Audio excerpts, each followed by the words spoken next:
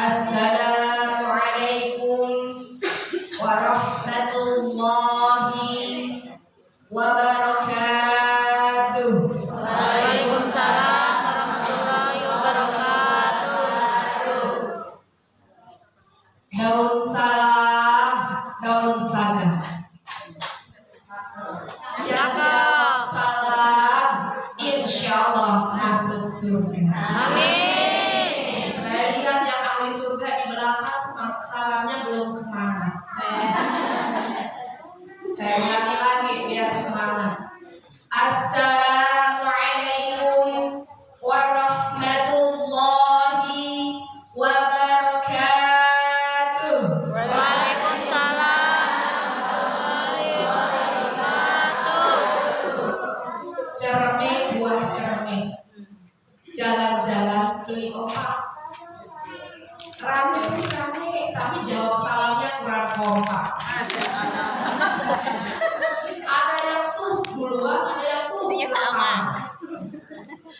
Alhamdulillah, alhamdulillah, wa syukurillah, wa nikmatillah, la haula wa la quwata illa billah. Allahumma salli ala sayyidina Muhammad wa ala alihi sayyidina Muhammad. Alhamdulillahilladzi hadana li hada wa ma kunna linahtadiya laula an hadana Allah. Ashhadu an la ilaha illallah wa ashhadu anna Muhammadan abduhu wa rasuluh. Wa qala ta'ala fil Qur'anil Karim, ya ayyuhalladzina amanu taqullaha haqqa tuqatih wa la tamutunna illa wa antum muslimun. Wa qala aidan, talabul ilmi fardhatun ala kulli muslimin wal muslimat. Amma ba'd. Yang sama-sama kita hormati Ketua DKM Masjid Darul Muttaqin. Saya mah tahunya Al-Amin ini ya. Ternyata namanya Mushola Darul Muttaqin, yaitu Al-Mukarram Al-Ustaz Bapak Agus. Mudah-mudahan senantiasa sehat walafiat. Yang sama-sama kita banggakan saudara kita tercinta yang sangat luar biasa perjuangannya, ya, Ketua Majelis Taklim Rudhatul Jannah, ya, beserta para jajarannya. Mudah-mudahan senantiasa beliau diberikan kekuatan dan keteguhan dalam berjuang menegakkan agama Islam. Yang sama-sama kita hormati saudara saya tercinta Ibu Tri, Ibu RW, ya. Ini Ibu RW sepanjang hayat. Serta maaf tidak bisa saya sebutkan satu persatu Ibu RT dari RT 1 sampai dengan RT 7. Mudah-mudahan senantiasa terus fastabiqul khairat. Alhamdulillah. Puji maha syukur kehadiran Allah yang maha ghafur, yang nikmatnya tiada pernah terukur. Andaikan ranting-ranting pepohonan kita ambil, kita jadikan sebagai penanya, dan air-air di lautan kita ambil sebagai tintanya, niscaya tidak akan pernah sanggup untuk menghitung nikmat-nikmat yang telah Allah berikan kepada kita semua. Betul? Betul. Bu, bisa duduk enak? Bu, bisa makan enak? Ibu lihat di rumah sakit sana, jangankan duduk enak, Bu, berbaring aja sakit. Betul? Betul. Lihatlah di rumah sakit sana, ada makanan banyak enak, saudara pada nganterin makanan, tapi rasanya nggak ada yang enak. Betul. Makanya Bu, kalau berbagi makanan jangan ketika saudara kita lagi sakit. Kalau lagi sehat segera berbagi makanan, insya Allah akan barokah. Alhamdulillah kita masih diberikan semua dari ujung rambut sampai ujung kaki dalam keadaan yang sempurna. Ibu bisa berkedip? Alhamdulillah. Lillah. Coba kalau ibu melotot Wah, apa ya? Betapa nggak enaknya ini kata. Ya, alhamdulillah. Ibu masih bisa ngomong. Alhamdulillah.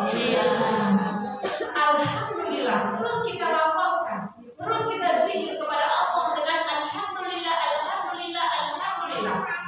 La in syakartum la azidannakum wa la in kafartum inna 'adzabi lasyadid.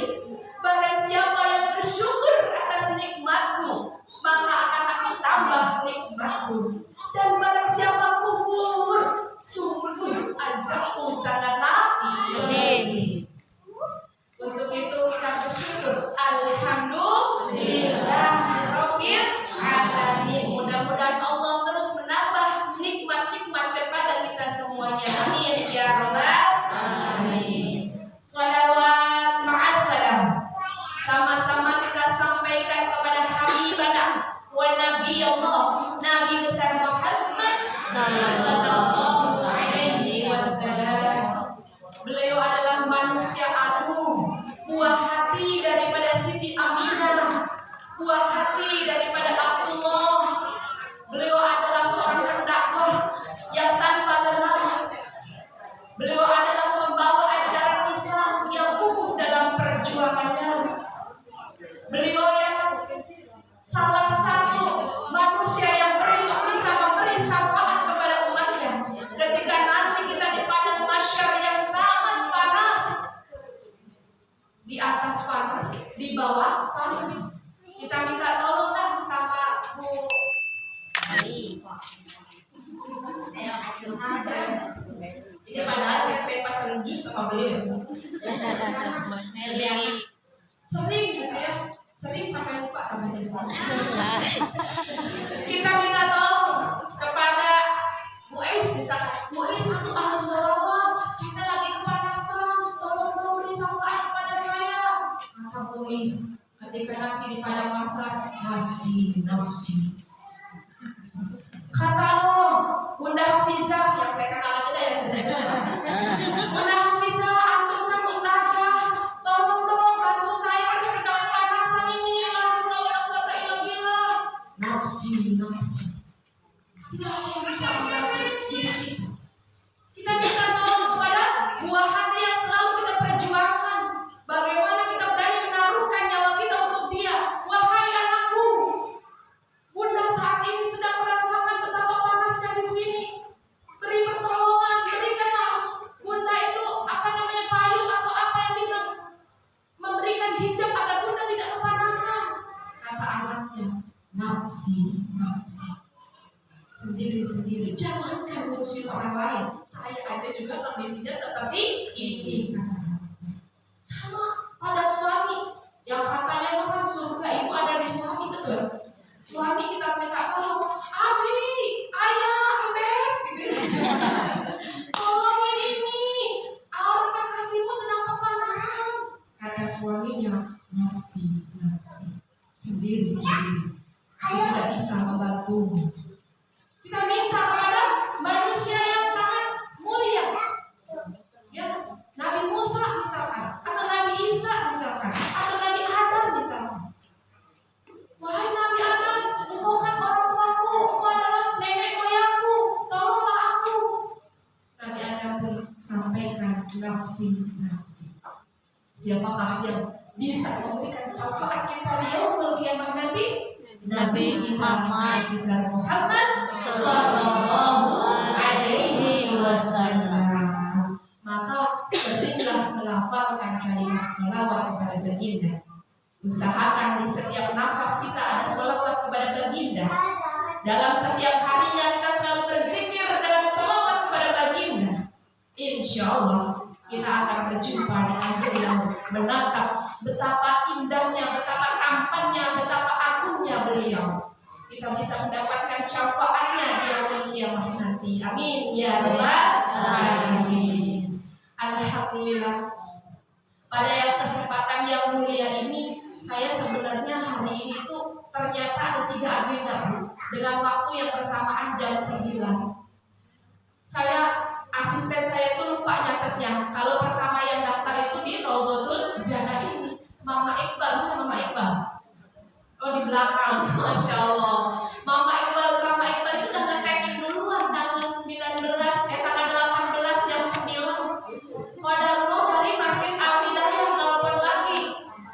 tanggal besar lagi saya tanya ke asisten pribadi saya, Nafisa Haruniadi, Umi ada jadwal di tanggal 18? Gak ada saya akhirnya bilang, oh iya insya Allah. Setelah saya insya Allah, saya lupa lagi tuh besok hari udah lama-lama lagi dari Gresi udah telepon lagi, Ustazah bisa masih tanggal 18. Coba dilihat lagi Nafisa, gak ada Ya Allah, ternyata catatannya itu kebalik di lembar berikutnya. Masya Allah, akhirnya jam 3 malam saya ingat, saya batalin tuh yang 2. Saya perlu banget yang sini karena saya belum pernah hijrah di sini. Saya ingin silaturahmi, ingin berjumpa dengan ahli-ahli surga di sini. Insya Allah. Amin. Alhamdulillah. Pada kesempatan yang mulia ini kita akan membahas tentang sikap dan perilaku wanita yang dirindukan oleh surga. Masya Allah. Siapa yang ingin masuk surga? Saya. Katakan saya. Saya. Kalau yang bilang saya, berarti itu nggak full gitu. Dia antara iya dan enggak. Coba saya tanya kembali sekali lagi. Semangat kalau yang pengen masuk surga. Siapa yang ingin masuk surga? Saya. Masya Allah. Benar ini Mama. Semangat ini Mama. Artinya apa? Surga itu adalah dambaan setiap insan, dambaan setiap wanita. Bahkan bukan cuma wanita, tapi dambaan juga laki-laki dan semua orang yang hidup di alam dunia. Tapi apakah semudah itu? Kemudian kita bilang, saya masuk surga, saya ingin masuk surga. Udah, begitu saja, tidak perlu ikhtiar. Tidak tentunya. Surga itu harus diperjuangkan, harus diupayakan, harus diada pengorbanan. Untuk itu kita sebagai manusia harus mempunyai sikap-sikap, harus mempunyai sebuah ikhtiar yang kuat, perilaku yang kuat, agar kita dapat meraih surganya Allah, bukan hanya sebuah keinginan. Sama hanya kayak ibu mau naik haji, mau, ibu mau umrah, mau, udah daftar, belum, udah nabung, belum. Kira-kira bisa berangkat umrah nggak? Bisa berangkat haji nggak? Enggak, harus dulu pendaftaran sebelum datang penyesalan. Maka demikian juga dengan jannahnya Allah, dengan surganya Allah, perlu kita persiapkan, perlu kita upayakan. Salah satunya dalam rangka mengupayakan surganya Allah, yaitu ibu-ibu seperti ini, duduk dalam majelis-majelis ilmu, duduk dalam majelis-majelis taklim, mencari ilmu bagaimana wanita-wanita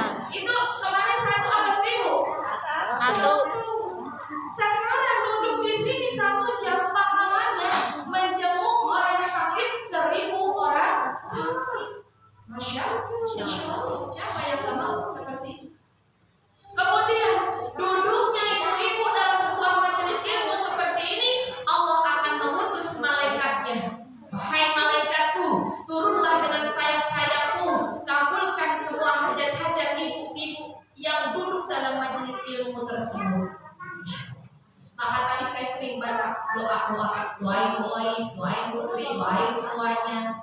Kenapa? Karena malaikat datang, Bu. Untuk apa? Untuk mengabulkan semua hajat-hajat kita, keinginan-keinginan kita, apa yang kita ucapkan maupun yang ada di dalam hati kita. Masya Allah. Maka teruslah kita duduk dalam majelis ini. Agar apa? Kita tidak akan pernah kehilangan namanya ilmu. Terus dipupuk lagi. Kalau ibu mau mendapatkan surga. Kemudian di dalam hadisnya Rasulullah Shallallahu Alaihi Wasallam, wahai manusia, siapapun manusia yang melaksanakan 4 hal ini, maka silakan masuk surga melalui pintu surga yang mana saja yang engkau sukai. Apakah 4 itu? Yang pertama yaitu wa idza sholatil mar'atu khamsaha. Wa idza sholati khamsatu. Wa idza sholati mar'atu khamsaha. Yaitu sholat 5 waktu. Sholat 5 waktu ini terkesannya mudah, terkesannya gampang, tetapi jarang yang melaksanakan sesuai dengan syariat. Ketika datang panggilan Allah, Allahu Akbar, Allahu Akbar. Biasanya nih ibu-ibu, saya itu ya di sini mah nggak ada. Bentar lagi, ini masih makan-makan bareng di bawah pohon manganya belum selesai.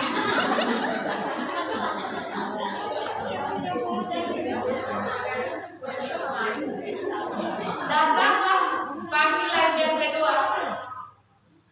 Allahu Akbar, Allahu Akbar, asyhadu an la ilaha illallah, asyhadu anna Muhammadar Rasulullah. Bentar. Kan waktu masih lama, sampai dekat.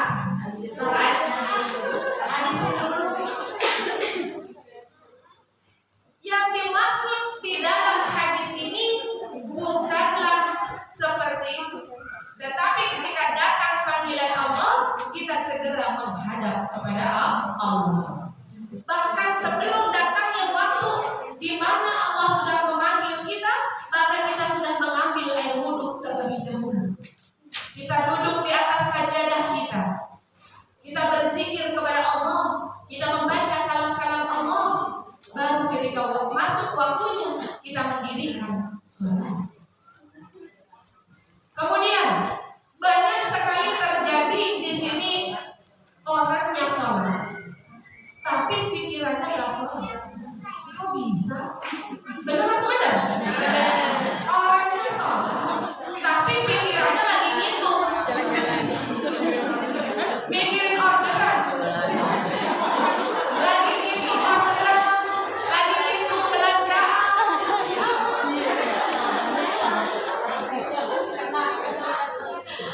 Lagi tadi dikasih uang 100.000 sama ayah. Allahu Akbar. Tapi 100.000 kemana ya? Oh iya, buat belanja 30.000. Oh iya, dikasih ke AA 20.000. Lu yang 50.000 kemana ya? Lagi sholat mikirin hal yang lain. Tiba-tiba ingat lagi, oh iya ya, ada di kantong dulu gitu. Karena apa? Hanya badannya saja yang sholat, tapi hati dan pikirannya tidak ikut sholat. Betul atau betul? Kemudian banyak orang yang ketika sholat, namun dia tidak tahu apa sih yang dia baca. Dia baca Allahu Akbar, dia sholat, tapi dia nggak tahu artinya apa. Kalau Allah Akbar, insya Allah tahu ya, Allah Maha besar. Kemudian dia baca doa inti, Inna salati wa nusuki wa mahyaya wa mamati lillahi rabbil alamin. Artinya apa?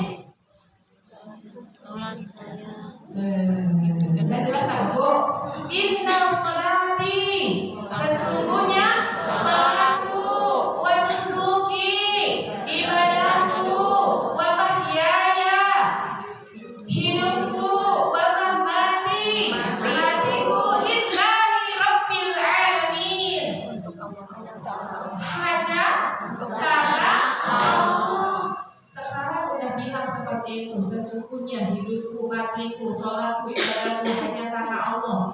Sekarang kalau lagi ada masalah bingung, ada masalah, aduh gimana nih, galau, ada anaknya lagi kecanduan gadget, bingung. Sampai pernah ada yang konsultasi sama saya, ini Umi kumaha ya nak ya, anak saya tuh kalau disuruh sekolah nggak mau, kerjaannya di rumah teh pegang handphone aja, gimana ini? Ada yang begitu di sini. Nah, itu adalah problematika dalam kehidupan kita.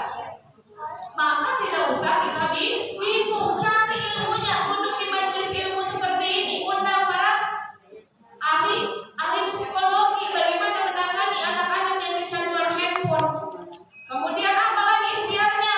Karena kita lillahi rabbil alamin, hidup kita karena Allah, maka kita doa kepada Allah. Kita lafalkan di dalam surah Al-Furqan ayat 74, kita doa kepada Allah. Rabbana hab lana min azwajina wa dhurriyyatina qurrata a'yun waj'alna lil muttaqina imama. Ya Allah, ya Rabbi, yang Maha Dermawan, yang Maha Agung, berikanlah kepadaku pasangan-pasangan hidupku, anak-anak keturunanku, orang yang sebagai penyejuk mata hati kami. Kira-kira kalau anaknya main handphone mulu, sejuk gak di mata? Enggak. Kira-kira kalau suaminya tiap hari main game, mainan handphone, chattingan sama orang yang lain, kira-kira sejuk gak di mata? Enggak. Maka mintalah sama yang Maha Kuasa, yang Maha Agung, yang Maha Dermawan. Baca tuh surat Al-Furqan ayat 74 berkali-kali dalam sehari, agar kita ketuk Allah tuh, ya Allah, kita doa terus sama Allah. Tapi jangan lupa kalau berdoa teh disertai dengan maknanya.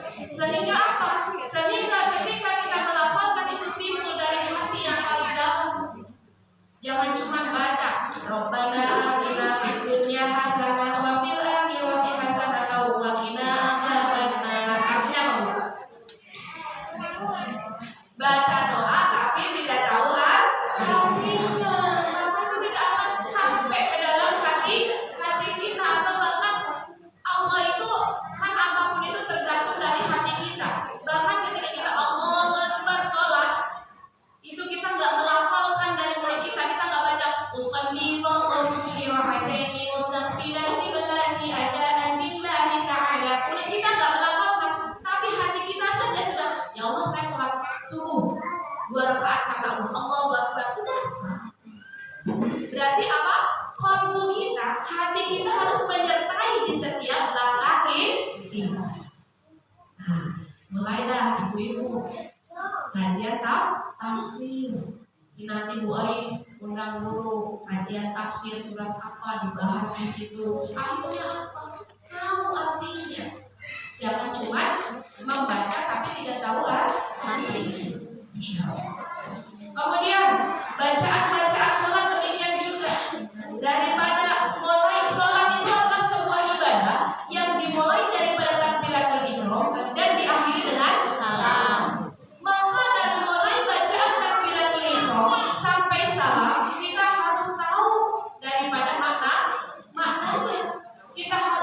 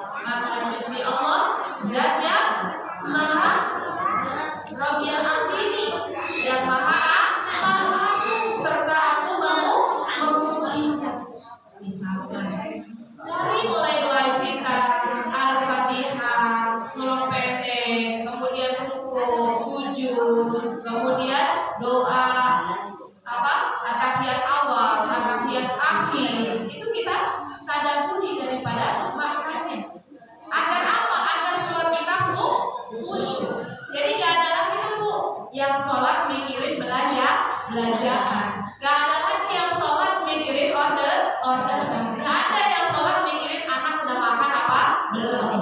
Ya. Hanya di mulut melafalkan, di hati memaknai. Nah, kemudian kenapa nih Rasulullah Shallallahu Alaihi Wasallam ketika perjalanan Isra wal Mi'raj itu Rasulullah itu melihat wanita-wanita di surga itu sedikit. Kemudian wanita-wanita di neraka itu sungguh sangat banyak. Kenapa? Di antaranya adalah wanita-wanita yang gampang ninggalin sholat. Betul apa betul? Tiba berangkat ke Tanah Abang, belanja banyak, perjalanan jauh, sampai di Tanah Abang belanja. Tiba waktu sholat zuhur lupa, nggak inget kalau waktunya sholat zuhur karena enak di Tanah Abang sekarang mah adem, banyak pemandangan, baju-baju yang bagus, akhirnya terlena. Kemudian di kalangan wanita itu kan sering atau setiap bulan bahkan datang bulan, betul? Datang bulan, datang menstruasi. Ketika selesai menstruasi, dia tidak langsung mandi junub atau mandi besar, kemudian melaksanakan sholat. Ditunggu-tunggu, nanti aja, nanti mulai dari sholat subuh. Nggak begitu Bu. Selesai Ibu haid atau selesai Ibu datang bulan, sudah dipastikan bahwasanya darah itu tidak ada, Ibu harus langsung mandi wajib. Nunggu nanti Isya. Iya kalau Isya. Tahu-tahu Isya kan liburan. Bahkan ketika sholat Isya ke maghrib ketahuan dia sudah suci, maka saat itu harus langsung mandi wajib. Nggak harus tunggu sholat subuh. Kalau mau sholat mah nggak enak kalau nggak dimulai dari subuh, itu godaan setan. Ya, jadi kalau sudah selesai harus langsung buru-buru mandi. Kemudian contoh ibu-ibu nih ya, yang suka ninggalin sholat tuh di kala-kala misalkan sedang hajatan, lagi di makeover gitu ya. Di makeover udah didempul dari mulai bedak apa saja sudah nempel gitu ya. Tiba waktu sholat, gimana ntar luntur atau ya makeupnya? Gimana ntar ini? Masa kita ada tamu kita jelek? Kita mau jelek di mata orang atau jelek di mata Allah? Maka disitulah banyak penghuni daripada neraka itu dari kaum wanita. Kenapa? Karena itu sering meninggalkan sholat. Bu, saya tanya sekarang, rukun Islam itu ada berapa sih? Ada 5. Ada 5. Satu apa Bu? Syahadat. 2 sholat. 3 Zakat. 4 Puasa. 5 Naik haji. Jika Mampu. Kalau kita itu agama Islam itu kan ada bahasa di sini. Peluklah agama Islam, memeluk agama Islam, betul? Memeluk itu kan, begini ya, memeluk namanya. Kalau ibu memeluk suami gimana sih? Ya, begini gitu ya, merangkul gitu ya. Nah, ibarat kata mah seperti ini, memeluk misalnya. Jadi saya memeluk handphone misalnya. Terus ketika memeluk saya menggunakan berapa jari Bu? 5 jari saya ini, saya memeluk ini menggunakan 5 jari. Tambahlah 1. Misalkan contoh, kita belum haji. Jangankan haji, daftar aja kita belum mampu untuk membayar pendaftaran 25 juta gitu ya. Maka hajinya enggak deh. Gitu ya. Kemudian puasa di bulan Ramadan. Terkadang wanita ada yang namanya datang menstruasi, datang sakit, datang nifas, datang menyusui. Tambahlah lagi ya. Ini masih kuat memeluk Islam kita, tapi lebih kuat 5 dibanding 3. Tapi masih ada daya, masih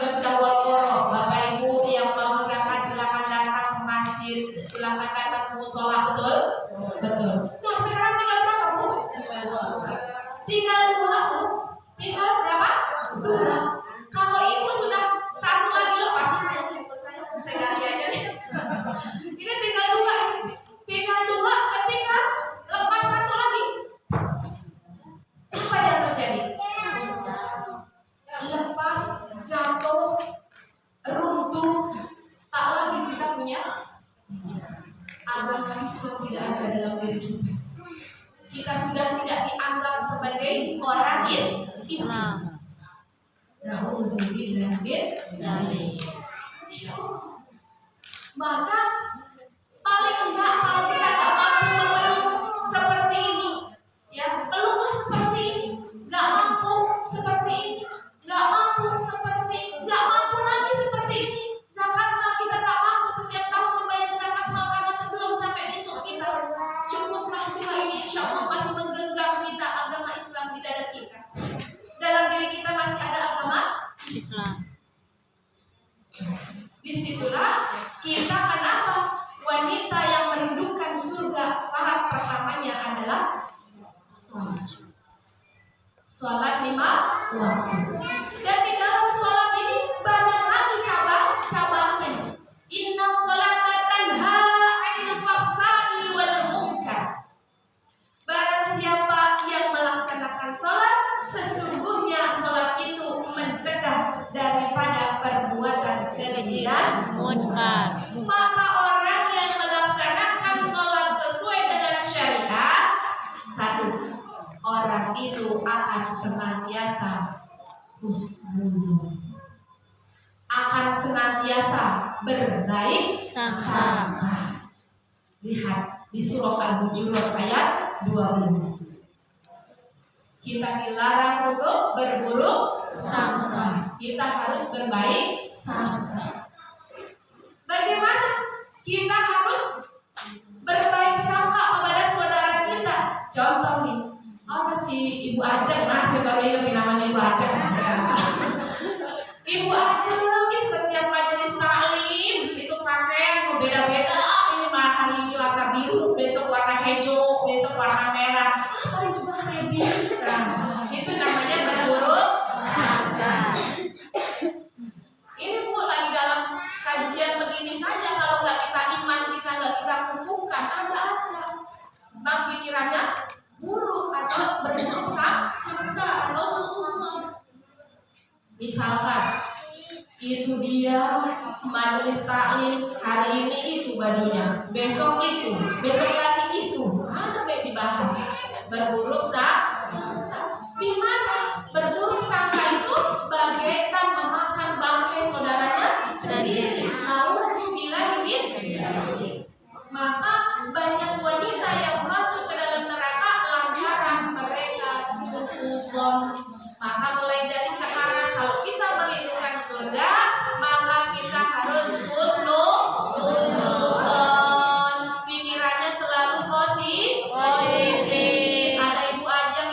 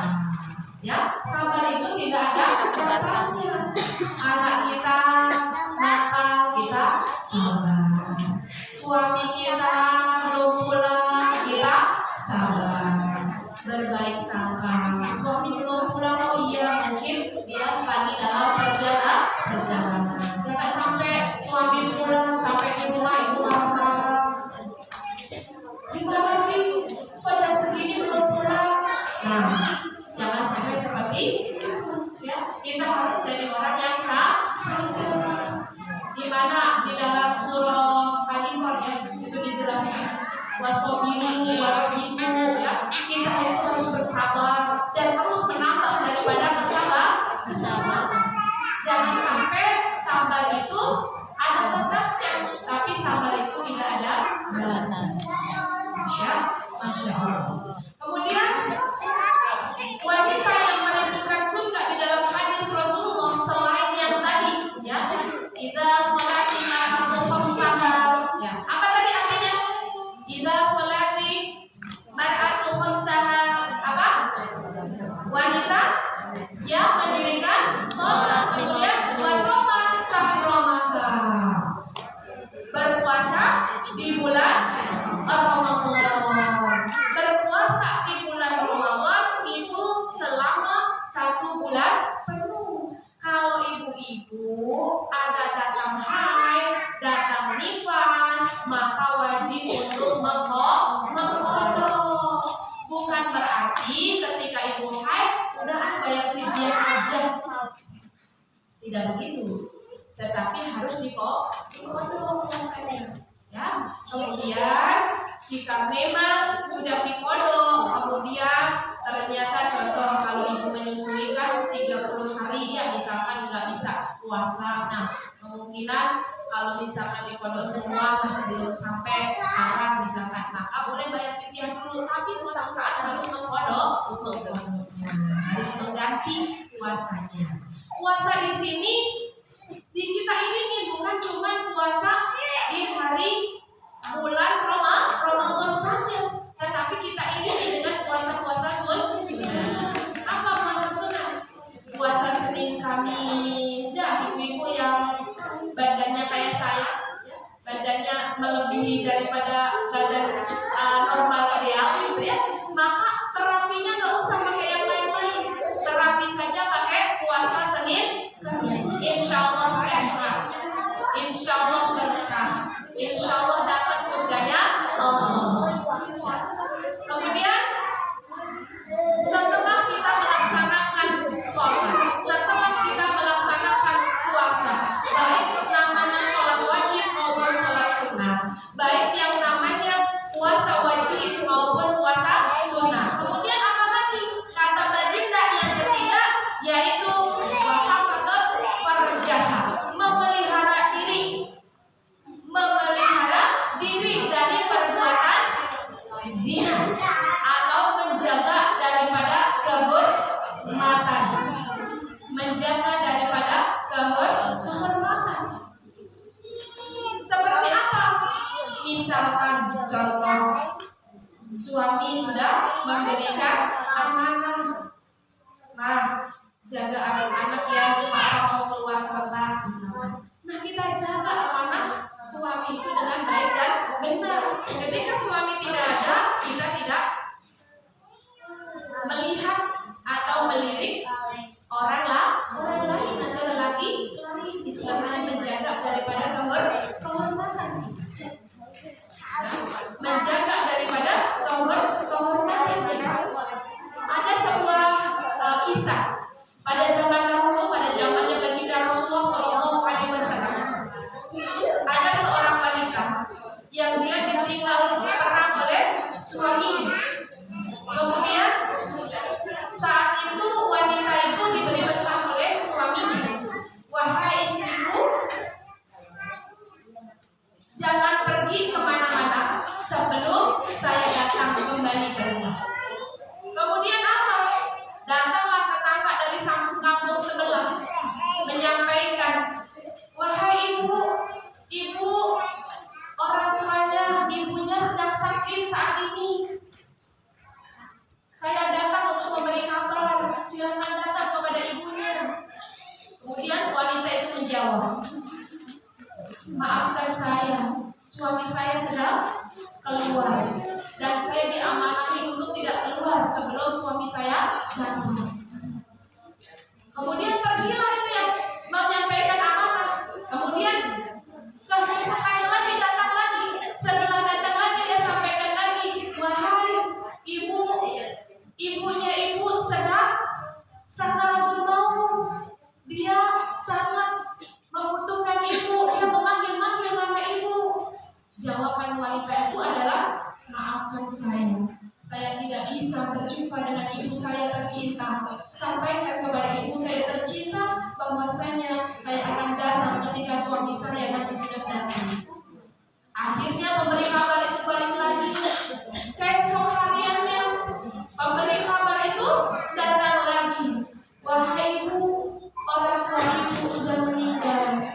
silakan datang untuk mengurus daripada jenazahnya. Wanita itu kembali menyampaikan, ya Allah, inna lillahi wa inna ilaihi raji'un. Aku hanya bisa menyampaikan doa kepada Allah, aku tidak bisa bersama ke sana. Akhirnya pemberi kabar itu saking keselnya berangkat dia ke rumahnya Rasulullah dengan segenap kekesalan dan kejengkelannya dia, gitu kan? Kemudian bilang kepada baginda, wahai baginda, apa hukumannya bagi orang yang ketika orang tuanya sakit dia tidak menjenguk, apabila orang tuanya dia sakaratul maut dia tidak pernah mendampingi dan mentalkinnya, ketika orang tuanya meninggal dia tak sudi untuk mengurus jenazahnya. Rasulullah menjawab, laknatullah, akan mendapatkan laknat dari Allah. Kemudian Rasulullah bertanya kembali, kenapa bisa demikian? Alasannya karena ditinggal oleh suaminya pergi dan suaminya berpesan bahwasanya dia tidak boleh meninggalkan rumah selagi suaminya belum sampai ke rumah. Rasulullah kembali menyampaikan, surga untuknya dan diampuni seluruh dosa-dosa ibunya yang meninggal. Masya Allah. Luar biasa ketaatan seorang istri, menjaga daripada harga dirinya dan suaminya dan harta daripada suaminya. Ada karang zaman sekarang begitu. Karena zaman udah canggih ya. Suami pergi kerja dia bilang, "Bang, jangan keluar ya, dia ada handphone." Dia telepon suaminya, "Bang, ini ibu sakit." Kata suaminya langsung bilang, "Ya udah sana pulang." Pulang sendiri. Jangan Bu, pulang nggak boleh sendiri. Harus ada mahram. Paling tidak ditemenin sama anak atau sama saudara. Zaman sekarang berbeda dengan zamannya Rasul. Tapi ketaatan seorang istri kepada suami, penjagaan harta seorang istri terhadap suami itu nilainya sungguh luar biasa. Barang siapa yang bisa menjaga suaminya, barang siapa yang bisa menjaga harga dirinya, barang siapa yang menjaga anak dan harta daripada suaminya, maka akan masuk ke dalam surga melalui pintu mana saja yang dia kehendaki. Yang keempat adalah wa ata'at zaujaha. Apa itu wa ata'at zaujaha? Taatnya seorang istri terhadap suami. Taatnya seorang istri terhadap suami. Janganlah seorang istri menyakiti hati daripada suami. Janganlah seorang istri suaranya melebihi daripada suara suami. Kalau wanita itu dalam sehari mampu mengucapkan 20.000 kata-kata, tapi suami hakikatnya atau hidrohnya itu hanya mampu mengucapkan 7.000 kata-kata. Maka perempuan harus bagaimana memanage hatinya yang 20.000 kata-kata itu tidak keluar semuanya.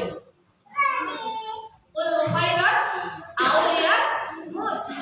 Ul khairat auliyas mut.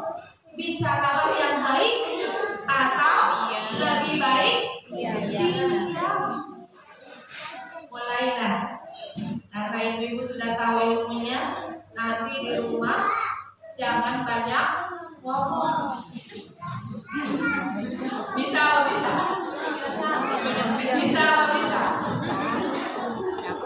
Sampai di rumah diam aja. Suaminya tanya, ibu-ibu kenapa sih habis majelis taklim sama ustazah hari ini diapain itu kok tiba-tiba dia diam? Suaminya bingung. Kul khairan aw liyasmut, bicaralah yang baik atau diam. Maksudnya, ketika kita bicara, mengandunglah tentang kebaikan. Bu, contoh ibu-ibu tuh di rumah ngomong mulu tuh masalah apa sih? Masalah ekonomi, masalah duit gitu ya. Bu, kita itu wanita itu diberikan sebuah kecerdasan. Betul apa betul? Wanita itu sambil masak bisa sambil nyuci, bisa sambil nyapu, bisa sambil gosok, bisa sambil ngapa-ngapain, betul? Maka dalam menangani ekonomi asli wanita itu juga punya kelebihan, punya ilmu yang sangat luar biasa. Asal ibu punya konsep ilmunya, yaitu kesederhanaan. Ibu dikasih satu hari oleh suaminya 20.000. Kalau ibu cerdas, ibu udah bisa masak semur, udah bisa masak rendang, udah bisa masak sop. Bisa kan? Bisa. Bisa, ibu juga cerdas. Bentuk VIP. Semur apa bu? Semur tahu, rendang kocok, sop apa? Sop tulang, sop genjer. Yang harga-harganya murah kan judulnya, makanya ditanya sama suaminya, "Wah, hari ini masak apa?" "Wah, hari ini masak rendang, masak semur, masak sop." Wah, suaminya pulang-pulang dari PT udah, alhamdulillah, istri saya luar biasa hebatnya. Saya kasih 20.000, dia bisa masak semur, apa namanya, rendang, sopnya cerita kok. Sahabat temannya curhatkan kerjanya gitu. Nah, emang bener ya istri kok, iya. Setiap hari dia maju salin, makanya pintar. Dia kalau udah habis dapet ilmu dari maju salin, dia praktek di rumah. Alhamdulillah pintar, pokoknya makanya istri saya nggak pernah saya larang untuk ngaji ya. Akhirnya apa? Membawa kan istri temannya yang tadinya kalau mau mati saling dilarang, sekarang disuruh. Nah, ibu bawa pahala. Kalau ibu syiar, padahal ibu sebenarnya nggak syiar, cuma ngomong sama suami kalau hari ini masak rendang, semur, sop, ya. Luar biasa. Maka setiap apa yang terjadi dalam kehidupan kita ini sudah ditakdirkan oleh Allah. 500 tahun sebelum ibu-ibu diciptakan oleh Allah, Allah itu sudah membuat aturannya, sudah membuat di dalam buku Lauhul Mahfuznya. Pada hari ini ibu ngapain? Pada hari ini ibu akan kemana? Itu sudah tercatat di dalam Lauhul Mahfuz. Maka tidak ada rezeki satupun yang dilewatkan untuk ibu. Kalau misalkan ibu-ibu masalah ekonomi, masalah biaya, masalah keuangan di rumah, dapatnya segitu dari Allah, maka wajib kita alhamdulillah bersyukur. Insya Allah tenang hidupnya, enak ibadahnya, sholat nggak mikirin bagaimana makan nanti, karena udah ada nasi sama garam aja sudah alhamdulillah. Apalagi masalah yang bikin ibu hebat ekonomi bablas ya, udah terjawab kan ekonomi ya, atau keuangan sudah terjawab kan? Sudah. Sekarang masalah apa biasanya? Masalah anak. Oke. Masalah anak sekarang yang bikin ibu-ibu teh keluar daripada ribuan kata. Bu, kita itu dititipin oleh Allah itu amanah berupa anak. Anak-anak itu amanah yang harus kita jaga. Contohnya, kita itu dititipin, contoh ada penitipan motor. Ketika penitipan motor itu, kita nitip motor sama dia. Kemudian motor itu sama penjaganya itu digelap, dibersihin, rapi. Ketika kita mau ngambil lagi bagus, senang nggak bu kita? Senang. Tapi kalau motor itu tadi yang ibu titipin, tiba di penitipan, dia ada air, habis minum diguyur ke situ, padahal airnya bekas teh, air teh. Kemudian ada dia habis makan roti, sampahnya taruh di motor ibu. Kira-kira pas datang senang apa sedih? Sedih. Sedih. Bahagia atau tidak bahagia? Tidak bahagia.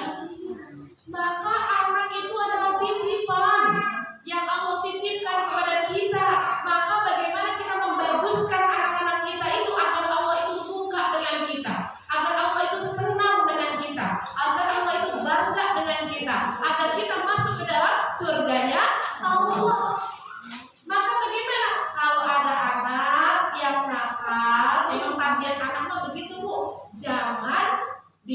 diomongin. Nah, kalau ya, jangan begitu. Tapi apa Bu? Diajak ngomong. Beda nggak Bu? Diomongin sama diajak ngomong? Beda. Beda ya. Contoh ibu aja dah. Ibu kalau diomongin suami sama diajak ngomong sama suami senengan mana? Diajak.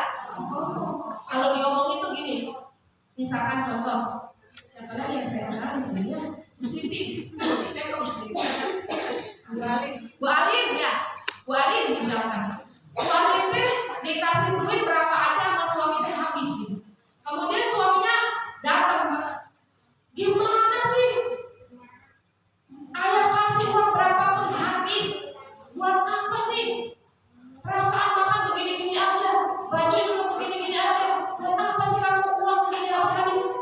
Dikasih 1 juta habis, 2 juta habis, 3 juta habis, 4 juta habis. Itu diomongin terus. Bu Alin belum sempat jawab, tapi udah ngomong aja suaminya. Kira-kira Bu Alin sedih apa kesel? Kesel emosi. Sedih ya, kesel ya. Emosi. Emang dia nggak tahu kan topan 300.000, belum bayar anak sekolah 650, belum belanjaan sekarang pada tingkat. Telur aja tuh sekarang berapa? Begitu. Coba kalau suaminya Bu Alin datang sore-sore, Bu Alin dipanggil sama suaminya, Bu sini deh. Itu kemarin kan ayah kasih uang 6 juta ya. Buat apa sih? Kemudian Bu Alin jelasin, iya Pak, ini Pak catatannya yang 600.000 buat bayar anak, yang ini 300.000 buat dokter, yang ini buat belanja. Kira-kira Bu Alin senang atau sedih? Nah, Senang. Kenapa? Suaminya baik, ngajak ngomong, bukan diomongin. Sama Bu, anaknya begitu. Anaknya kalau diomongin mulu, lama-lama nggak betah di rumah. Maka banyak sekarang kejadian anak-anak yang nggak betah di rumah, kesel sama emaknya. Pernah saya nanya sama satu anak, kenapa sih kamu pengen ke pondok? Jawabnya gampang banget, saya ingin bebas dari nenek lampir. Ada nenek lampir di rumah kamu? Itu ibu saya yang selalu ngomong baik katanya. Masya Allah.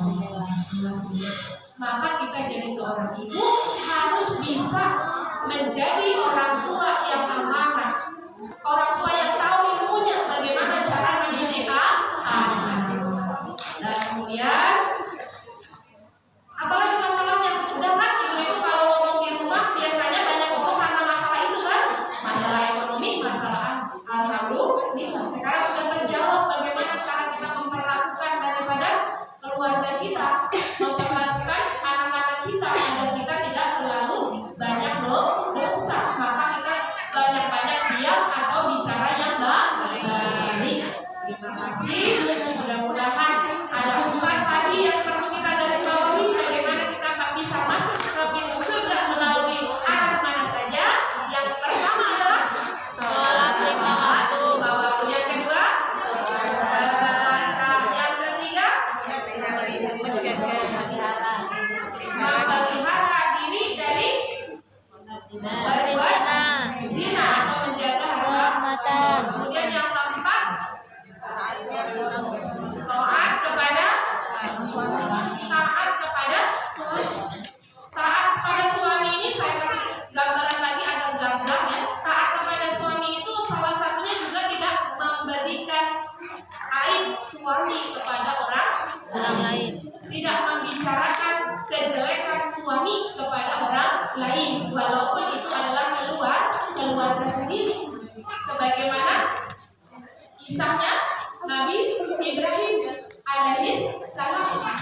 Suatu hari Nabi Ibrahim alaihissalam pergi ke rumahnya Ismail. Saat itu di rumahnya Ismail tidak ada Nabi Ismailnya, adanya istrinya. Kemudian ditanya oleh Nabi Ibrahim terhadap istrinya Nabi Ismail, wahai menantuku, bagaimana rumah tangga kalian? Istri Nabi Ismail menjawab, rumah rumah tangga buruk, ekonominya serba kekurangan. Setiap hari aku ditinggal. Kemudian apa yang terjadi? Nabi Ibrahim alaihissalam berpesan kepada menantunya, sampaikan pesanku ini kepada anakku, Nabi Ismail. Ketika Nabi Ismail nanti datang, sampaikan kepadanya bahwa saya hari ini datang, dan sampaikan ganti pintu rumahmu. Disuruh ganti istri. Kalau ada istri yang suka ngomongin kejelekan suami, maka harus diganti. Ibu mau diganti? Maka kita tidak boleh membicarakan aib suami kita, walaupun sama siapa? Sama mertuanya sendiri, atau sama orang tuanya sendiri, atau sama saudara sendiri. Jangan sekali-kali.